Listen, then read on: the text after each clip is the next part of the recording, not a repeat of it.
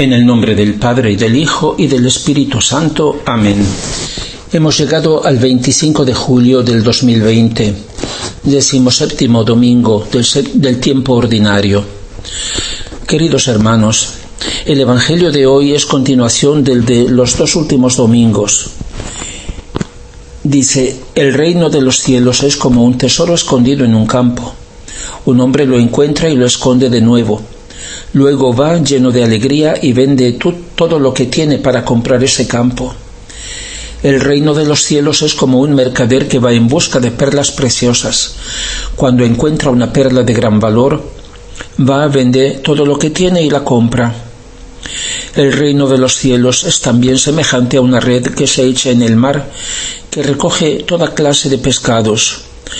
Cuando está llena, los pescadores la sacan a la orilla y luego, sentados, recogen los peces buenos en canastas y tiran los malos. Así será al fin del mundo. Vendrán los ángeles y separarán los malos de los buenos y los echarán al horno ardiente, donde habrá llanto y rechinar de dientes. ¿Habéis entendido todas estas cosas? Le respondieron: sí. Y él les dijo: por eso todo escriba, discípulo del reino de los cielos, es semejante al dueño de casa, que saca de su tesoro cosas nuevas y cosas antiguas. Las dos primeras parábolas, el tesoro oculto y la perla preciosa, nos dicen que no se conoce el reino, que está escondido, pero que ha de ser descubierto. Y el que de verdad lo descubre, lleno de alegría, corre a vender todo para poder comprarlo. Qué importante y necesario es el conocimiento, que es la vista del alma. El tesoro, o sea, el reino, existe, está en algún sitio, pero no es poseído porque no se le conoce. El conocimiento es el ojo del alma, dice el Señor. El alma que no conoce está como ciega para ese bien, para esas verdades. El reino de Dios, dice, no viene llamando la atención y nadie dirá: aquí está o está allá, porque el reino de Dios está entre vosotros. Y San Pablo dice en la carta a los Romanos: la misma creación espera con impaciencia la revelación de los hijos de Dios.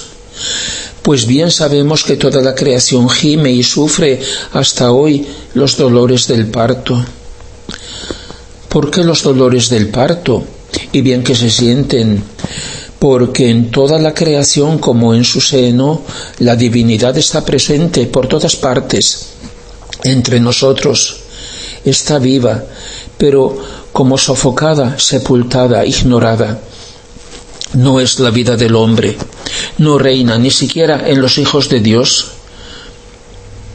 Por eso San Pablo dice en esa cita que la creación ha sido sometida a la caducidad, no por su querer, sino por el querer de aquel que la ha sometido, y espera ser también ella liberada de la esclavitud de la corrupción para participar en la libertad de la gloria de los hijos de Dios.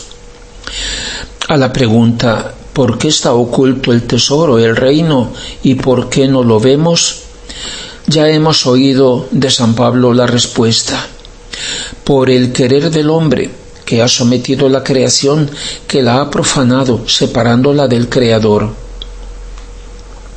En los escritos de la sierva de Dios Luisa Picarreta, en el segundo volumen, el 19 de mayo de 1899, el Señor dice: yo me comunico tanto a los humildes como a los sencillos, porque enseguida dan crédito a mis gracias y las aprecian mucho, aunque sean ignorantes y pobres.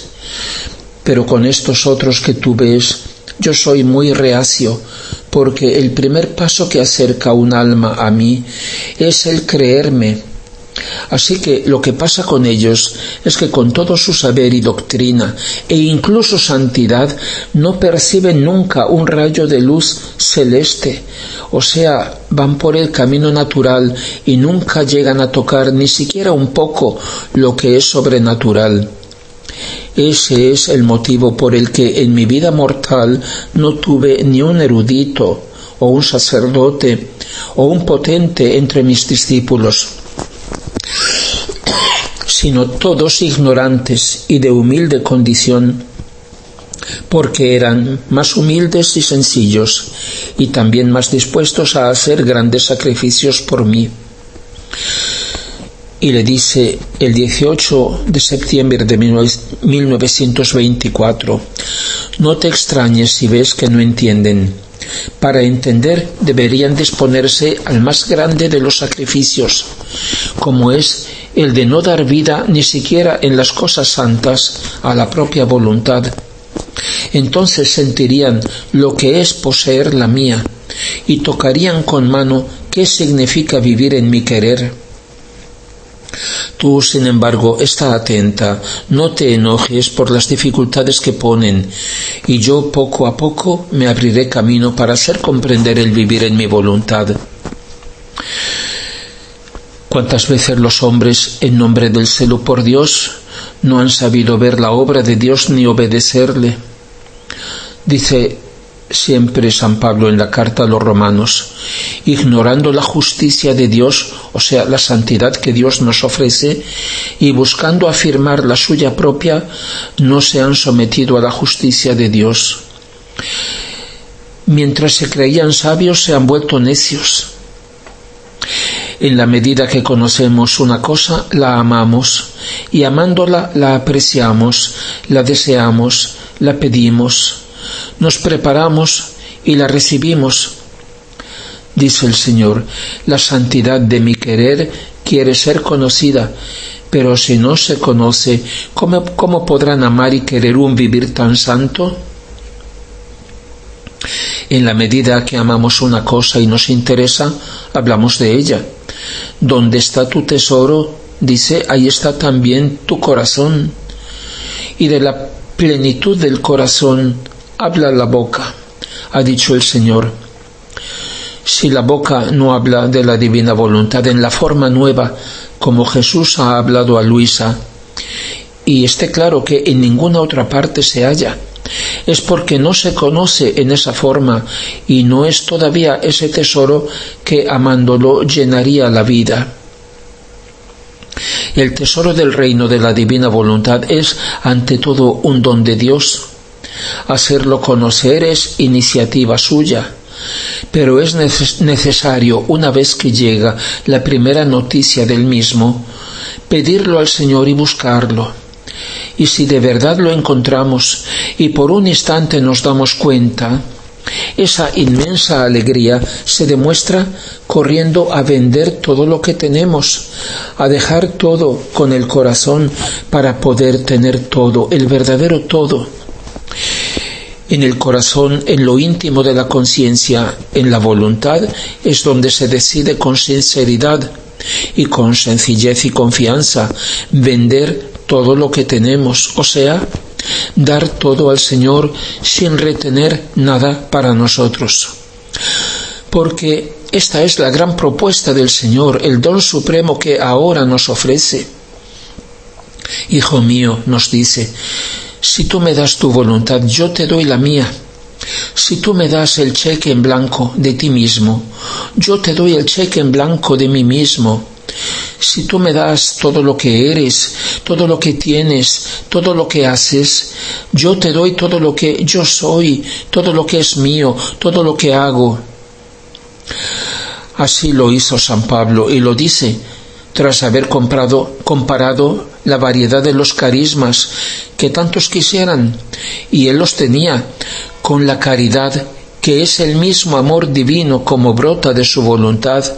Dice, la caridad nunca tendrá fin, las profecías desaparecerán, el don de lenguas cesará y la ciencia terminará. Nuestro conocimiento es imperfecto e imperfecta nuestra profecía, pero cuando llegue lo que es perfecto, lo imperfecto desaparecerá.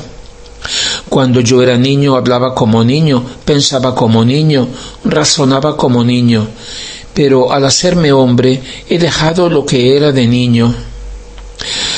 No solo lo que es imperfecto debe ceder el puesto a lo perfecto. No solo se abandonan las cosas propias de la infancia cuando se crece como Jesús en edad, sabiduría y gracia. No solo las estrellas desaparecen absorbidas en la unidad de la luz del sol cuando surge dando vida al nuevo día. También las cosas de antes, que entonces eran útiles y buenas, resultan después inútiles, incluso son pérdida y obstáculo para tener lo mejor. Lo que podría ser para mí una ganancia, lo he considerado una pérdida por motivo de Cristo. Es más, todo ya lo considero una pérdida ante la sublimidad del conocimiento de Cristo Jesús, mi Señor, por el cual he dejado perder todas esas cosas y las considero como basura con tal de conseguir a Cristo y ser hallado en Él, no con una justicia mía procedente de la ley, sino con la que procede de la fe en Cristo, es decir, con la justicia que viene de Dios basada en la fe. Poseer es lo mismo que ser poseídos, y no es posible servir a dos dueños. Por eso dejar algo que se posee y se ama es como dejar un poco de sí mismo, es morir un poco, es morir a un apego, es renunciar a sí mismo, condición necesaria para seguir al Señor. Y dice San Pablo, ¿y quién te ha dado ese privilegio? ¿Qué tienes tú que no hayas recibido? Y si lo has recibido, ¿por qué te jactas como si no lo hubieras recibido? ¿Hay alguna cosa que el Señor podría pedirme que yo sinceramente le negaría después de que he recibido de Él todo lo que soy y lo que tengo? Porque ya lo hemos recordado, donde está tu tesoro, ahí está también tu corazón. Se impone una decisión. Con palabras de San Francisco de Asís, y para todo poseer, nada en el mundo hay que tener. O con las de San Juan Bautista, es necesario que Él crezca y yo disminuya. En definitiva, queridos hermanos, lo que la muerte nos quitará por fuerza, ¿por qué no dárselo desde ahora al Señor por amor? Pero a Él no le interesa privarnos de nuestras cosas, de nuestros seres queridos, ni siquiera de nuestra salud o de nuestros gustos, porque son dones suyos, sino que desea y nos pide la única cosa que jamás tendrá si nosotros no queremos: nuestro corazón, nuestra voluntad, para poder unirnos a Él, para darnos la suya, porque eso es su reino. Gloria al Padre y al Hijo y al Espíritu Santo, como era en el principio, ahora y siempre, y por los siglos de los siglos. Amén.